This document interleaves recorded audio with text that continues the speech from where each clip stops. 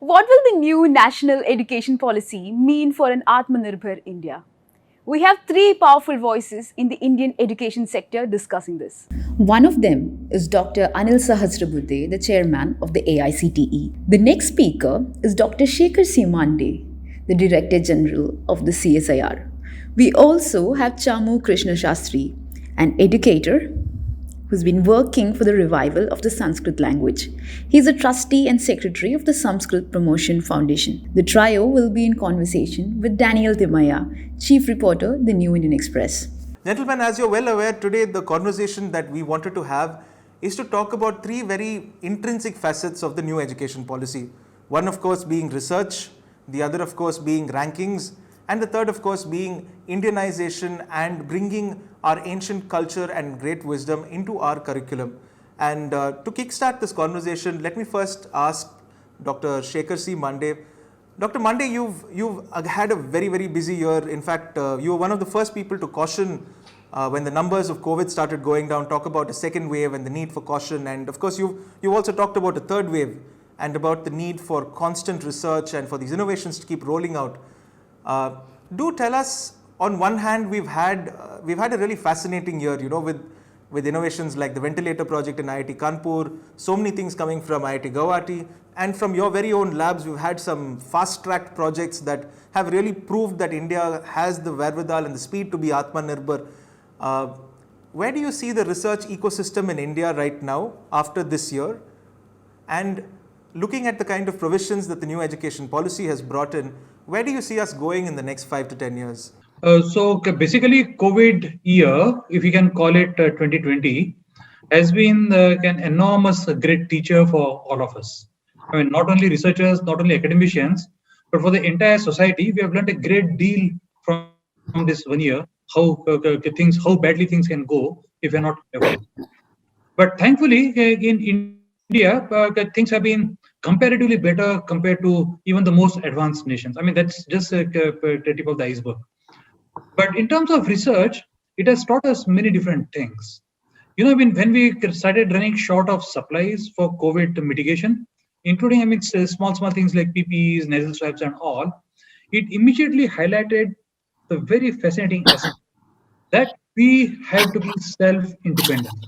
That we as a country, as what we would call should be Atmanirbhar in terms of everything that we make or whatever. Now that cannot be possible without actually we are globally competitive, and we have entire ecosystem that exists here.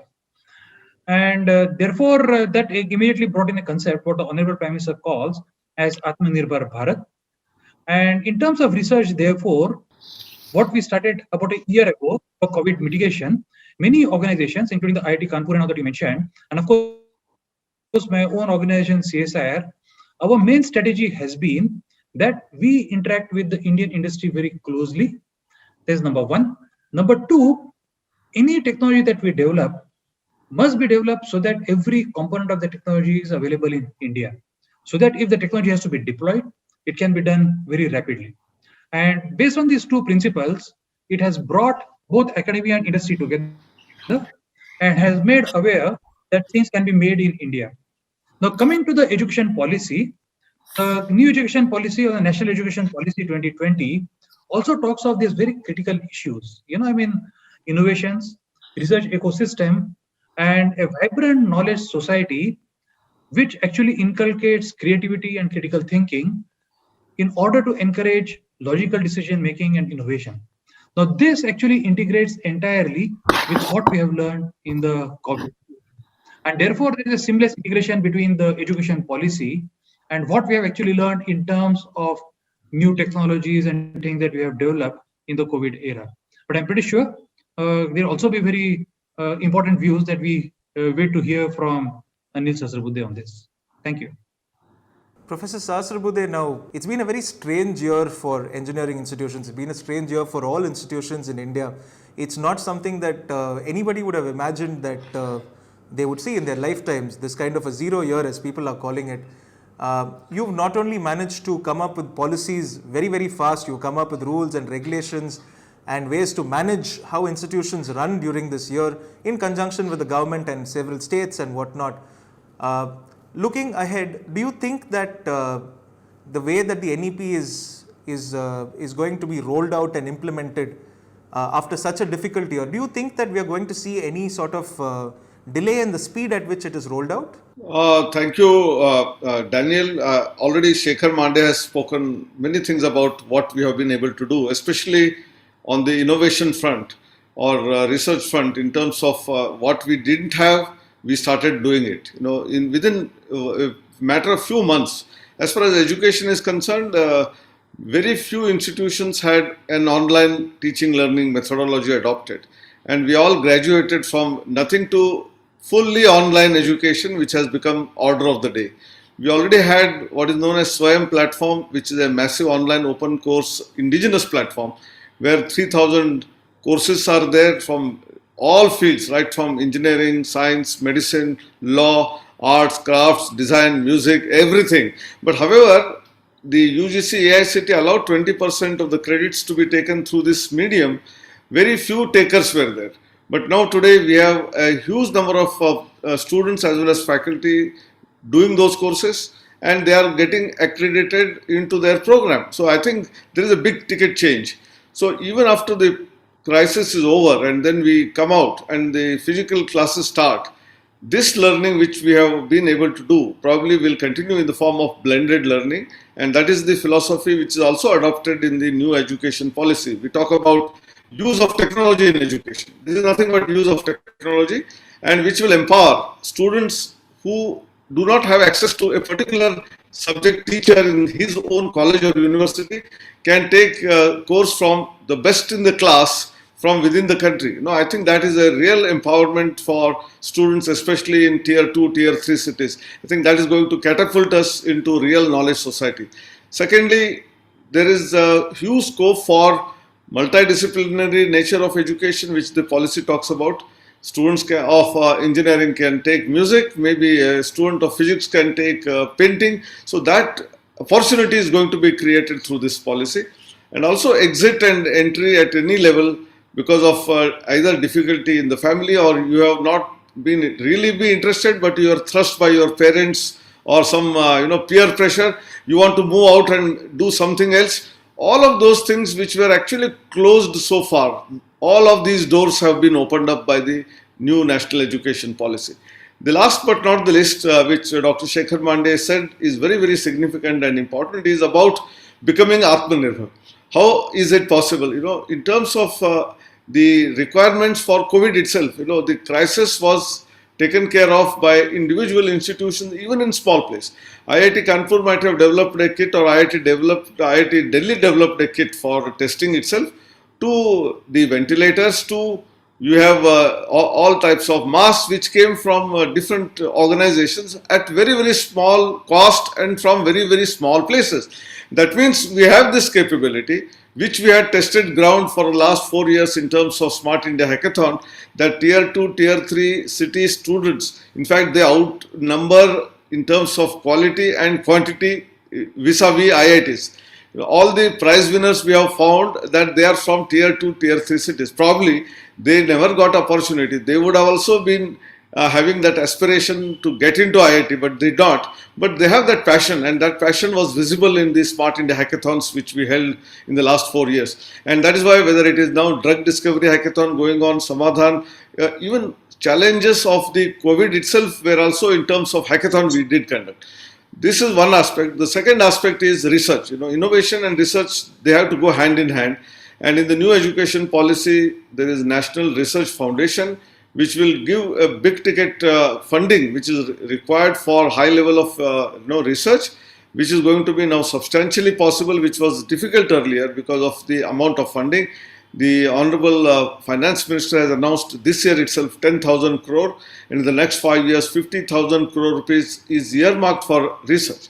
And already in terms of other aspects, you also talked about the Indian knowledge systems that the policy talks about. I would like to allow Dr. Krishna Shastri, who has been not only a Sanskrit scholar but a man who has been driving this mission, that ancient India had so much of knowledge resources, and we have somehow not been very proud of that and not continuing with that. how that knowledge can be made relevant to today's societal needs and beyond. We are talking about 21st century. Probably why 21st century? Even the entire millennium later, has to be based on the traditional knowledge which we had acquired, how it can be made relevant, how the research can be taken forward. So whether it is our own ranking system, National Institutional Ranking Framework, we have an ARIA ranking, Atal ranking for innovation achievements by the institutions. All of this, when we combine them together, there will be a different kind of an ambience created in academic institutions and research institutions, which will certainly make us Atmanirbhar. I think I will stop here, and then when second opportunity comes, I will speak about other issues. Thank you, Professor Sahasrabudhe. Shastri ji, would you like to tell us what your thoughts are primarily on the NEP now? When you saw the document, I'm sure there would have been a lot of things that gave you cheer, that would have made you very glad that, finally someone was focusing on Indian culture, Indian values, bringing back Indian knowledge systems into the mainstream curriculum.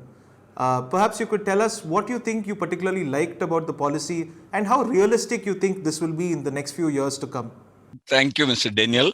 First, at the outset, I would like to say two sentences about Atmanirbhara Bharatam. You see, Atmanirbhara Bharatam has two meanings. One is that, as all know, self-reliant India. But there is another philosophical meaning which is very much relevant even for our today's discussion as well. See, India, that is Bharat.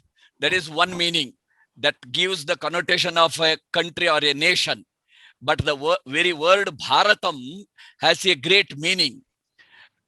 Bha, Bharatam is a Sanskrit word. Bha means light, that is knowledge. Bha is knowledge. Ratam means immersed. A person or a community or a nation immersed in knowledge is called Bharatam. The very word Bharatam explains what our country is, what our civilization is. So therefore, Atmanirbhara Bharatam, the one meaning of Atma is Atmanirbhara, self-reliant. But Atma has got a spiritual meaning also. I do not go in detail to that because the Bharatam was a spiritual Bharatam. The ancient Indian education system was also integrated with the spirituality. Even Raja Ramanna and many others have said science without spirituality is blind, and spirituality without science is lame. So Atmanirbhara Bharatam has to have both of these. Then only, and even the education policy, the very second paragraph of the education policy speaks about that. Just I would read out just 3 sentences of that second paragraph from the rich heritage of ancient and eternal Indian knowledge and thought has been a guiding light for this policy. The pursuit of knowledge, jnana, wisdom, prajna, and truth, satya, was always considered in Indian thought and philosophy as the highest human goal. The aim of education in ancient India was not just the acquisition of knowledge as preparation for life in this world or life beyond schooling, but for the complete realization and liberation of the self. This speaks about this NEP. This is the change and change maker. So, from the very beginning of the policy till the end, it has a focus of creating a new Atmanirbhara Bharatam. So, this is point number 1. Point number 2, you see, there is a great emphasis for Indian languages in this education policy. For the first time, there is a focus shift from English to Indian languages, Bharatiya Bhasha. That is the issue here. And for the Atmanirbhara Bharatam, for the Swabhimana Jagaranam and awareness, and to connect our people, our students, our youth with the roots. Language has a great role to play because most of the words are non-translatable to English. So, but all Bharatiya Bhashas have the same vocabulary, but they cannot be translated to English. That was the because of that non-translatable words were translated to English, and that made a great damage. So this education policy shift to Indian languages will make the change. Point number 3, there is an difference in approach for the education. That is, the approach adopted here is integral and multidisciplinary approach. Even for arts subjects, commerce subjects, science subject, technology, STEM student, everyone has to study either as an optional language with either Indian languages, one more language, or liberal arts, science, philosophy, dance, music, art, culture, anything. So this will make the our youth to understand our civilizational concerns, civilization, our values, and they will understand this land better. They will understand Bharat. So this is one. Another point is that introduction of Indian knowledge system, and that has been made mandatory to be introduced as part of the curriculum from school level to higher education, and it will be introduced not as a separate subject, but every subject of modern stream will be included with its Indian ancient Indian knowledge for every class, every stage. So it will be integrated. Our ancient Indian knowledge system will be integrated with every modern subject as well. So this is another important factor. And the other important factor is the importance given to Sanskrit language as well. And also the first time in the policy, Sanskrit knowledge system, this word is also used. So Sanskrit language also will make, because language, Sanskrit has been the vehicle of our knowledge, tradition of this country, this land. So importance to Sanskrit will also make difference.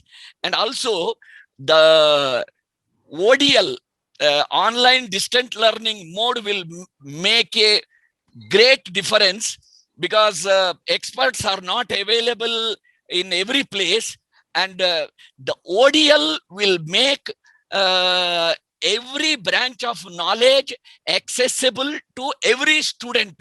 That's something that is very imminent, especially after the last year. As Professor Sahasrabudhe pointed out, online learning has become the norm. But let me just come back quickly to Dr. Mande. Dr. Mande, now it's been a very bittersweet year, as we mentioned, for researchers in India. On one hand, we've had a lot of them have access and have very quick pipelines to supply, and like you said, great innovation has come under great duress, and this is something that we have to be very proud of. And I think the researchers and at the CSIR, the kind of response, especially with the vaccines and the creation of these quick pipelines, has been something that is very heartening, and it's a great success story that we'll talk about for many years. On the other hand, you have a small set of researchers, of course, talking about how they have not been getting stipends, and of course CSIR has been instrumental in getting the deadline extended by 6 months and another 6 months. So as somebody who is at the grassroots, Dr. Mande, what is the morale and what is the scene among India's research public right now? As I said, even in my earlier comments, the COVID era has really been an awakening period for Indian researchers, because to some extent, actually touched the chord somewhere, so that all of us have to work together for a common cause. In this case, to beat this particular virus. We have always had a great tradition of science and technology. Even the modern science and technology, we have always been supported extraordinarily well by the society. Organizations like CSIR started in pre-independent era, and throughout we have enjoyed a great political support, irrespective of whichever political establishment has come in power. So that actually has been a very, very heartening thing for the Indian science and technology community. But I would like to second what both the other panelists said about our rich tradition. When we speak of the evolving traditions of science and technology in India, has been extraordinarily rich. We can go a few thousand years ago and recall, for example, discussions between Rishi Yagyavalkya and Gargi and Maitri on other side, and asking some of the most profound questions about nature. And that tradition has continued through, till about 18th century. That tradition continued very well. Our mathematics, our astronomy, our metallurgy, all of it, actually our medicine, all of it evolved extraordinarily well. There is a period, of course, where we were made to believe, rather, that most of the knowledge has only arrived in some parts of the world and not in India. But now, thanks to the national education policy, that hopefully will actually reverse the trend and also imbibe the feeling amongst people that the knowledge and the curiosity among people, which eventually leads to science and technology or advancing the frontiers of knowledge, that actually would be an enabling factor in this new policy. So in a sense, the entire science and technology community in India has found some sort of a goal to work with at the COVID times for a purpose, that was sense of purpose that has been defined. And on the other hand, the National Education Policy 2020 gives a vehicle to follow the path in front so that we can be proud of what we do here for the overall development of the society. That's actually what I would like to put it that way. And Dr. Mande, because you meet a lot of researchers and you're constantly in touch with people, and people are constantly coming up with they're coming up with new innovations, but they always talk about time as being a crucial factor during this corona year, and everybody's sort of breathing down the neck of CSIR, waiting for approvals, for guidelines. Has that sort of put pressure on you as a person and CSIR as a body this year? It might not have been easy to sort of either nod for everything or say no, because there's always the risk of criticism on one hand and praise on the other. How has that been for you? So you see, what has happened is, what has helped at least CSIR, I cannot talk of other organizations outside CSIR about this, is that we have had very strong relationship with industry. And what we realized is that that actually acted as a big buffer for us. And working closely with industry, many of the challenges, for example, that of funding, because the whole world went through an economic crisis, and science and technology organizations around the world were hit by this particular economic crisis. Naturally, anywhere in all the countries around the world, the science and technology budget was reduced, and we were not isolated in that particular sense, and rightly so. But working with industry actually helped us, because we did not actually, the shortfall in funding was not felt to the extent because of the public funding was getting less, but the private funding actually filled in for that particular reason. As you said about challenges has been, of course, things like what you mentioned in the example, paying the fellowships of the students in time and all. And we are continuously working towards that to make things better and better, so that we can actually make things more simpler for future. Professor Sahasrabudhe, one of the things that most recently that you actually very succinctly stated, that the decision to expand the pool of subjects for getting into an engineering course, not necessarily having to do mathematics and physics, and in fact expand that pool to more students so that they could have different electives and get into engineering streams, was in fact something that the NEP has been talking about at its very intrinsic best. However, people have been sort of saying all kinds of things. There's been analysis this way and that way, but you've been very clear that this is a direction that the NEP is setting down, and this is a good thing. What was the rationale behind that, and where do you see that move impacting students, say 5-10 years down the line, now that more students can get into engineering, irrespective of what group they choose in, say, +1 and +2? First of all, Mr. Daniel, there is a lot of misgiving which has been created by some of the media houses, as though mathematics and physics, or even for that matter chemistry and biology to a lesser extent, is not at all required to study engineering. This is absolutely a misconception created. what we stated is we have opened up the window for those who have not taken probably one of those subjects because they are in such remote locations where there is not even a science college. The 11th and 12th in a small town or village may be only in arts or commerce, or there may be science existing but there is no chemistry teacher, so chemistry is not taken by someone. Such students should not be left out was the issue which we had handled in this particular thing. And today in the open schooling, even though your board examination may be from a state board or a CBSE board, you have lots of courses today available on the internet, on this Swayam platform, and also on YouTube, where one can actually learn on their own some subject which they have not learned. As I said, the use of technology. And such students, if they are capable of even writing that same joint entrance exam which IITs conduct, and he gets better score than even those who have done 11th, 12th in science. Why are we subjecting him that in your 11th and 12th grade, the subject name physics or chemistry is not written and therefore you are not eligible? I think that was the perspective with which we have opened it up.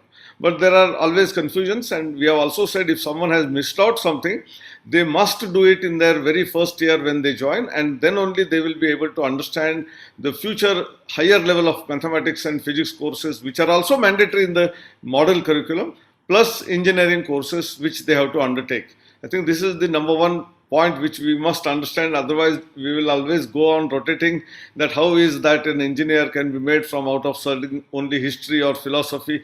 People raise such alarm. It is not going to be so. This is very, very clear. So, in fact, we are also developing probably a course of physics, chemistry, math, which is of equivalent of 11th and 12th grade, which can be offered independent of the school education on the MOOCs platform, Swayam, and students can take it, and thereby they are well prepared before even joining the stream. I think this is a very, very important thing which we have to do. Second aspect is we also talked about language. Others have also spoken about how Indian languages are given importance in the new national education policy, and that is where again we have to relate both these issues. If a student has done 10th, 11th, 12th in the mother tongue in some remote place, we should not close access, and that's why even engineering education and probably later medical education would be available in the mother tongue. This is very, very important. We are focusing that the primary education, higher education, both may be, right now we cannot say that it is mandatory for giving it, but at least open up the window.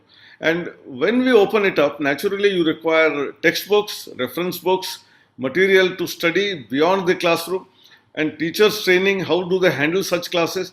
So all of that within a short span of last 5-6 months since the policy is announced, AICT has been consistently working, and we have already got 900 odd people who are ready to write books in mother tongue, in different Indian languages. And we have also this Swayam course, which is already available in English, IITs. We are going to translate, and the translation tool is developed in-house. We didn't know that this is going to come. We didn't know about pandemic. This work was in progress a little earlier, and this was accelerated by us. And then today we have an automated tool. I think we should be proud. Nowhere in the world you have a course which is in English, which is delivered in English, that content is transcribed in English, and after vetting the transcription is correct, if you give that file, which is a Word file in English, it can be converted into 8 languages, including formulae, including the figures that are there on the one panel. One pan can be English. Right hand side would be a version which may be in Tamil, which will be in Marathi, which will be in Hindi, which will be in Telugu, which will be in Kannada, which will be in Malayalam, which will be in Gujarati, which will be in Bengali. So far, we have got 8 languages. 3 other languages we have to work. They are Punjabi, Odia, and Assamese. Right now they are not there. We want to extend to these 3 languages, which are also major states. If you do that, you have material available for studying in the mother tongue. Now I am linking all 3. See, one is entry level. If you have not done something, you are in a position to come in. If you have done in your mother tongue and you want to continue to study in mother tongue, that access is being provided. And then, because all of this is having connectivity with what Krishna Shastri ji said, that Bharatam, so that pride feeling that we are part of us and we are valued. It's not just, many times people get confused that some language is being thrust on someone. It is all Indian languages are so rich. We respect each one of them is the spirit which is being imbibed through this particular action that we are taking. And therefore, on one side, Indian knowledge system, Bharatiya Jnana Parampara, the ancient science, how it can be made relevant, how research can be continued in that domain is one aspect. How people from different backgrounds come in. I think when you have different types of background, diversity in the domain of education, there will be a lot of innovations happen, and all research and innovation and new products and processes are always on intersections of different disciplines. A student who has done some course of a different nature will bring in a bigger and different value to the proposition of education in the engineering education. So that is also being served. And the translation tool will really empower students in terms of learning in the mother tongue. I think I'm connecting all the three dots which are there in the new policy, along with what I said, multiple exit, multiple entry, and all of that which is spoken in some way or the other is getting integrated, and teachers are being trained in that all processes. Thank you. I think that's the crucial link, getting teachers trained in the process, because without teachers, I don't think any of this can go forward. Shastri ji, you mentioned, of course, that Indian knowledge systems are being worked upon in a very effervescent manner, and they're going to be integrated into the school curriculum, into all levels of the curriculum, to ensure that students have knowledge about ancient Indian science, ancient Indian traditions, culture, and so on. First and foremost, from the perspective of the committee and as somebody who is an expert in Indian knowledge systems, what are the things that you think need to be done immediately in the next few years to ensure that Indian knowledge systems are sort of brought in at a school level, so that when they reach a higher level, it, like Professor Sahasrabudhe said, invokes a sense of pride in our young students? Thanks to Professor Anil Sahasrabudhe because of his initiative and efforts now, and also because of the passion for Indian knowledge system, passion of education minister. Now, IKS cell has been created in the IKS division in education ministry, which is housed in AICT headquarters, and principal scientific advisor to PM, Professor Raghavan, is also member of that committee, and the committee has started working. About 1,000 researchers have already associated with this cell, and several verticals are identified, like environment, social science, science and technology, like that. And institutions and individuals who are interested to do research on IKS have been being coordinated in the work, and collecting the material available in the public domain, that is being done, and also projects are being worked out, and also people are asked to integrate this IKS with the school curriculum. So people are working in various states, also working with the state boards.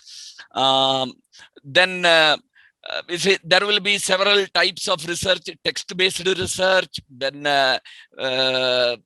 subject-based research. Then also knowledge is available in all Indian languages, even traditional knowledge, and all types of knowledge has to be presented in a evaluated, validated. Such material has to be published in a portal. A portal is being developed to make the knowledge available to all the people, and people from world over are interested to participate in this project. That is very much interesting.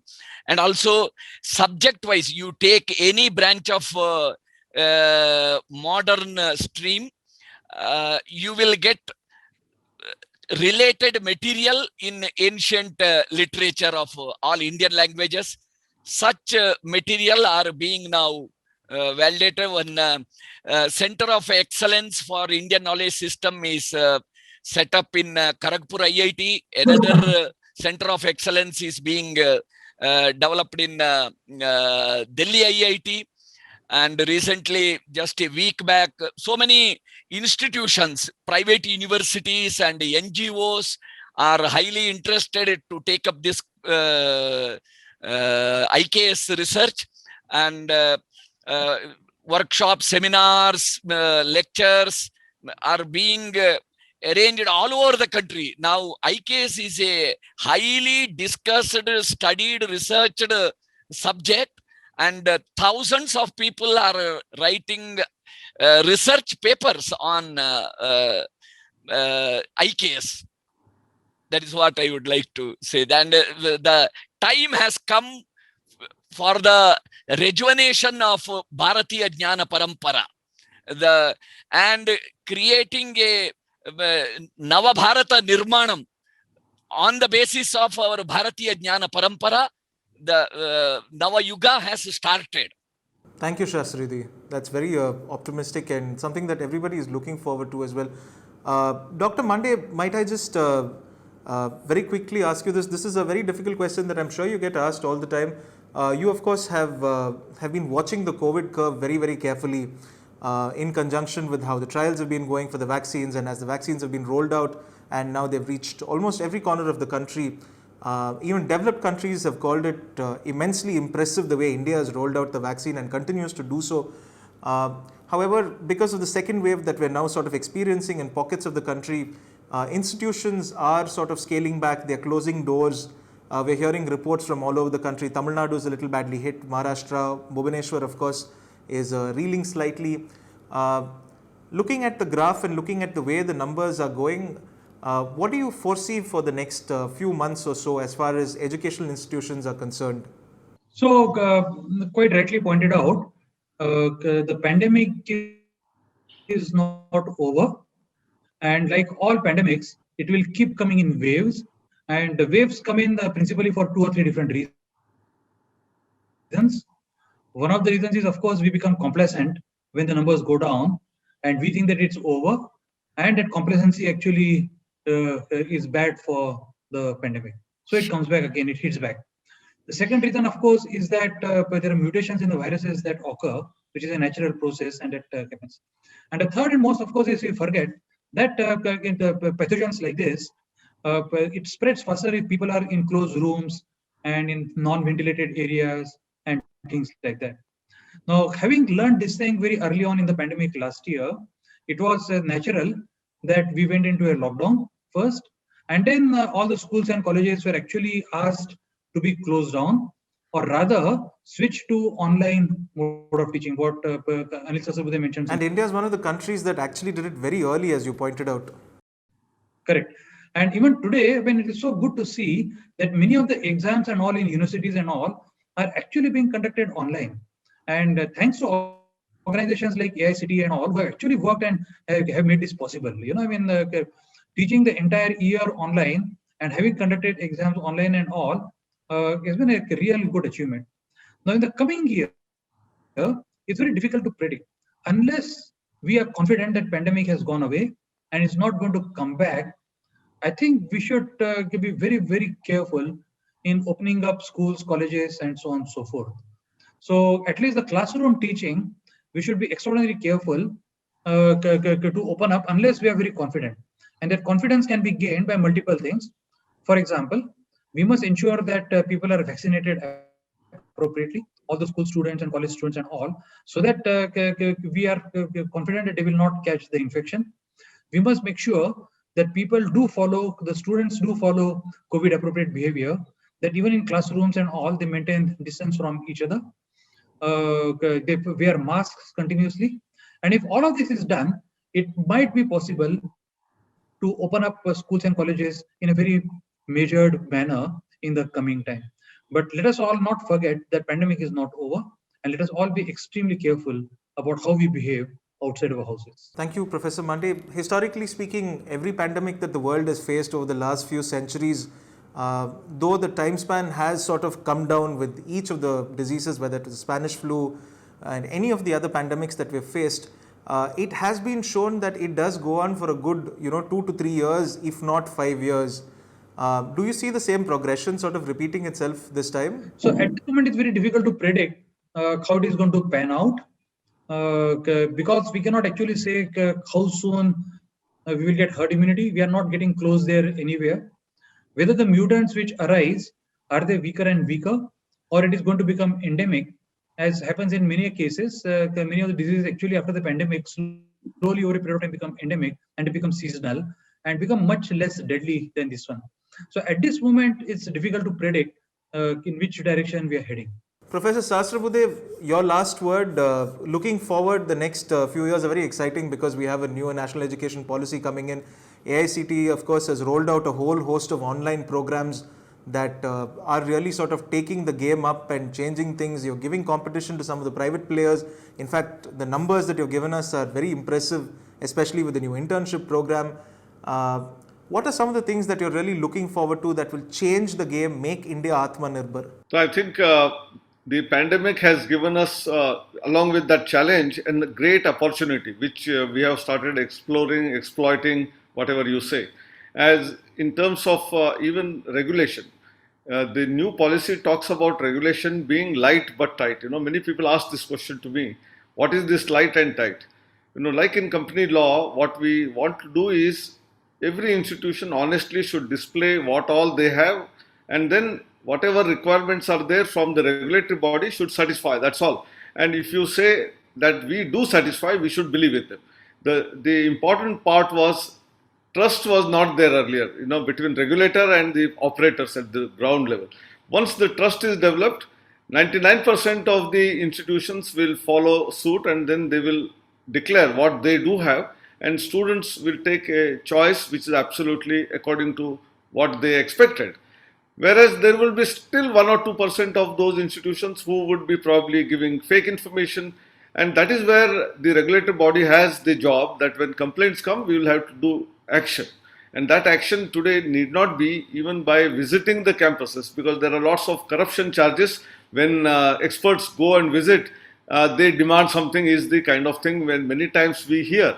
So now the pandemic allowed us to conduct the entire inspection in an online mode using Microsoft Teams, and faculty sitting in 3 different places actually virtually visit the campus, nooks and corners, including noting the GPS coordinates of the campus, so that there is no cheating absolutely possible, and no one can deny the recorded video that is available with us. So therefore, there is absolutely, what I say, transparent, non-corrupt system which has automatically evolved thanks to COVID. So this is as far as the regulation is concerned. But as far as teaching learning is concerned, I'm sure we all are aware, we are already graduated into that, and no 0 year, probably the only country which started immediately after the pandemic, and we have been delayed by a couple of months, no doubt. We can make it up in about a year or year and a half, the academic session which has got delayed. But many countries have a 0 year. They are losing 1 year. We have not lost a single year. I think this is very phenomenal. Therefore, even after the pandemic is over and we are able to go to the physical classes, which is also important because human to human interaction is important. Playing games on the playground is important. Doing drama, music, dance on the stage is important. And therefore, when we go back to the old days, still the lessons learned will be useful in terms of learning new things from different places, different sources. And that is where I said blended learning will become the order of the day. And maybe sometimes internships may be online, sometimes it could be in a face-to-face mode. So we are trying to involve in all possible ways, wherever possible, use technology. And this technology will be a level playing field being created amongst all citizens. Many times people talk about digital divide.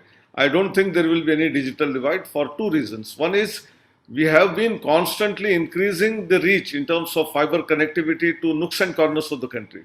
Like electricity is there now available in all the villages. All villages are nearly connected with the broadband internet connectivity, maybe private operators, maybe government. That is first part. As far as devices are concerned, we will take a little longer.